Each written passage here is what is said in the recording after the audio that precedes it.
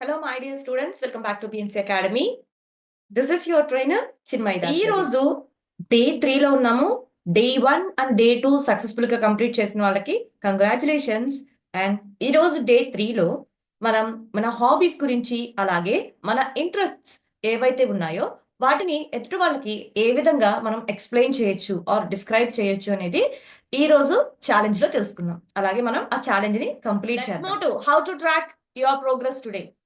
So ఈ రోజు day 3 challenge లో ఉన్న వాళ్ళు మీ ప్రోగ్రెస్ ని ఎలా ట్రాక్ చేసుకోవాలి, right down your hobbies and interests. ఓకేనా? సో ఇప్పుడు మీరు ఇప్పటి వరకు ఏదైతే స్ట్రక్చర్ చూసారో ఆ స్ట్రక్చర్ ని వేస్ట్ చేసుకొని మీరు మీ హాబీస్ ని ఒక పేపర్ మీద రాయండి. మీ ఇంట్రెస్ట్ ఏంటి, మీ హాబీస్ ఏంటి.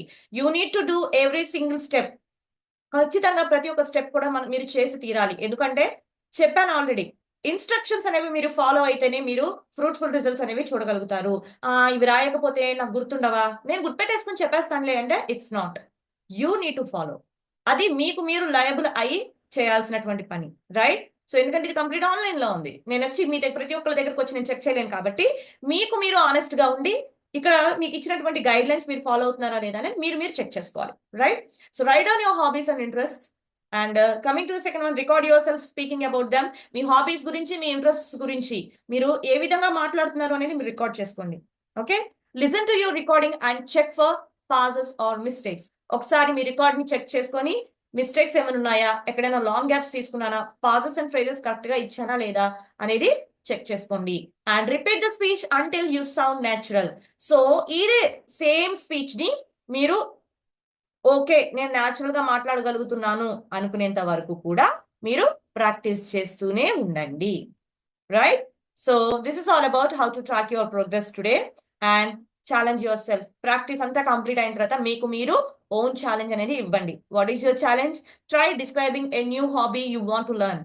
ఇప్పటి వరకు చేస్తున్న హాబీస్ సపరేట్. ఓకే, మీరు ఏదైతే కొత్తగా ఓకే నేను ఇది నేర్చుకోవాలి, నాకు ఈ అలవాటు బాగుంటుంది అని మీకు ఏదైనా అనిపిస్తే ఆ హాబీ ఏంటి అనేది మీరు సో పేపర్ మీద రాసుకోండి. దాని గురించి డీటెయిల్స్ గ్యాదర్ చేసుకుని దాని గురించి మీరు డిస్క్రైబ్ చేయండి. ఎందుకు డిస్క్రైబ్ చేయడం అంటే ఏం లేదు, ఆ హాబీ ఏంటి, అది మీకు ఎందుకు అంత ఇష్టం, ఎందుకు నేర్చుకోవాలనిపిస్తుంది, ఒకవేళ నేర్చుకుంటే 1 వీక్ ఫ్రీక్వెన్సీలో ఎన్నిసార్లు మీరు దాన్ని ట్రై చేస్తూ ఉంటారు, దానివల్ల మీకు వచ్చినటువంటి బెనిఫిట్ ఏంటి.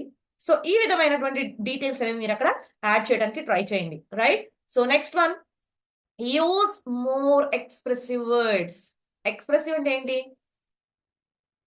ఇది స్పీకింగ్ వచ్చేసరికి మనం టెలిఫోన్ లో కూడా మాట్లాడతాం, అవునా? టెలిఫోన్ లో మాట్లాడతాం, ఎక్కడో ఉన్న పర్సన్ తో మనం ఫేస్ టు ఫేస్ మాట్లాడేవి అండ్ ఫేస్ కనిపించకుండా మాట్లాడే సిచ్యువేషన్స్ కూడా మనకు చాలానే ఉంటూ ఉంటాయి.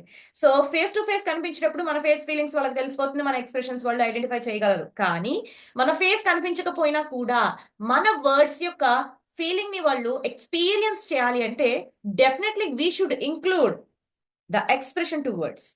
ఓకే, మనం మాట్లాడేటువంటి పదాలకి మనం ఎక్స్ప్రెషన్స్ అనేవి ఇవ్వాలి. ఆ ఎక్స్ప్రెషన్స్ ఎలా ఇస్తామంటే, ఒక జాబ్ ఉంది అనుకుందాం. Okay, I'm in a fascinating job, right? So fascinating, so job అనేది అక్కడ అర్థమవుతుంది, కానీ ఫ్యాసినేటింగ్ అక్కడ యాడ్ చేయగానే ఆ ఎంటైర్ సెంటెన్స్ యొక్క ఎక్స్ప్రెషన్ మారిపోతుంది. ఒక ఫీల్ అనేది మనం దానికి యాడ్ చేస్తున్నాం, right? What a moment, what a game అనుకున్నాం అనుకోండి. For example, what a game, what an exciting game. Difference ఉందా లేదా? What a wonderful evening, wonderful evening, what a evening, what a relaxing evening. See ఎంత difference ఉంది కదా.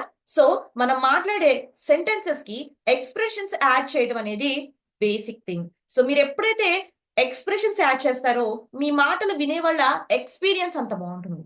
So try using this. And coming to the third thing you need to do is speak without passing for at least 1 to 2 minutes. So ఇక్కడ ఏంటంటే ఒక sentence చెప్పేయడం, తర్వాత మళ్ళీ book మూసేయడం, paper close చేయడం. ఒక సెంటెన్స్ చెప్తారు, మళ్ళీ పేపర్ ఓపెన్ చేసి ఒక సెకండ్ లైన్ ఏంటి చూసుకుంటారు, మళ్ళీ దాన్ని క్లోజ్ చేసి చెప్తారు. అలా కాకుండా మీరు ఒకసారి ఆ టాపిక్ అంతా బ్రెయిన్ లోకి తీసుకోండి. ఇది పెద్ద హార్డ్ వర్క్ కానే కాదండి, చాలా చాలా సింపుల్ గా ఉంటుంది. సో ఒక మ్యాటర్ తీసుకోండి, దాని గురించి ఫస్ట్ అనలైజ్ చేసుకోండి.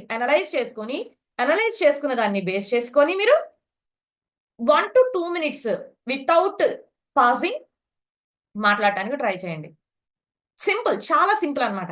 ఎంత సింపుల్ అంటే కేక్ వాక్ అంతే, right? So all the best for your day 3 challenge my dear students.